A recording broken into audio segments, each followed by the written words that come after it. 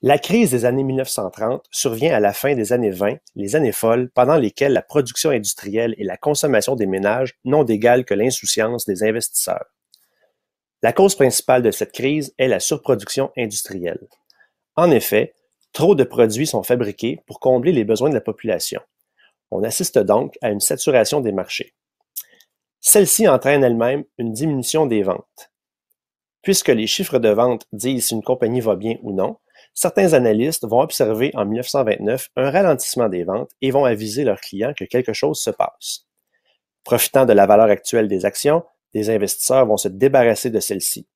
Ces ventes font diminuer leur valeur et entraînent du même coup la baisse de liquidité des entreprises. L'émission supplémentaire d'actions ne fait qu'aggraver la situation. Il ne reste plus qu'aux entreprises qu'à ralentir la production afin de permettre d'écouler les surplus de biens qui s'entassent dans les entrepôts. Des employés sont touchés par ce ralentissement de la production. En perdant leur emploi, ces travailleurs ne reçoivent plus d'argent et subissent une diminution de leur pouvoir d'achat. Les chômeurs utilisent leurs maigres économies pour ne combler que leurs besoins de base, c'est-à-dire se nourrir, se vêtir et se loger. La production n'étant pas stoppée, le phénomène de départ, d'accumulation et de surproduction se poursuit et le manège recommence. La crise débute officiellement avec le crash boursier du 24 octobre 1929. À cette date, la bourse de New York s'effondre alors qu'un nombre record de ventes d'actions se produit. En voyant leur action pratiquement tomber à zéro, plusieurs compagnies font faillite. Puisque les États-Unis sont son principal partenaire commercial, le Canada est lui aussi affecté par la crise. Les gouvernements touchés par la dépression vont naturellement se tourner vers le protectionnisme.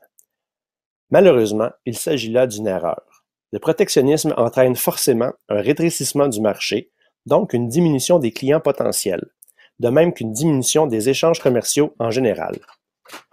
Au plus fort de la crise, en 1933, le Canada affiche un taux de chômage de 27%, ce qui est énorme.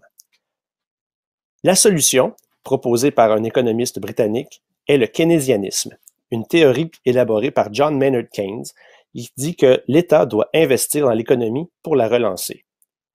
L'État ne peut plus se contenter d'observer de loin. Il doit participer activement à la reprise. Comment? Deux façons sont préconisées. D'abord, les grands travaux publics, comme la construction de routes, de ponts, les parcs et des infrastructures sanitaires en ville, etc. Ensuite, des programmes sociaux, comme l'aide aux chômeurs ou les secours directs.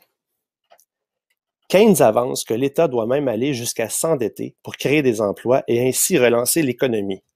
C'est de cette façon que Franklin Delano Roosevelt a lancé le New Deal pour permettre aux États-Unis de sortir de la crise. Ce sera la même chose au Canada.